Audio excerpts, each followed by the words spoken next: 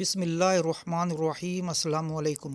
متحدہ عرب امارات کی جانب سے ایکسپائرڈ ویزا ہولڈرز کو وطن واپسی کے لیے مزید 1.5 ماہ کی مہلت دی گئی تھی، جو 31 دسمبر 2020 کی رات کو ختم ہو جائے گی۔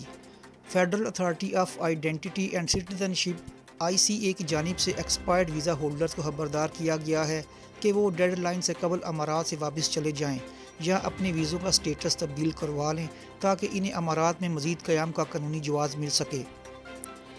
ICA کے آفیشیل ٹویٹر اکاؤنٹ پر بتایا گیا ہے کہ جن افراد کی ویزوں کی مدت 1 مارچ 2020 سے پہلے ختم ہو گئی تھی، انہیں 31 دسمبر سے پہلے اپنے ملک واپس جانا ہوگا، ورنہ 1 جنوری 2021 سے ان پر جرمانوں کا نفاذ شروع ہو جائے گا۔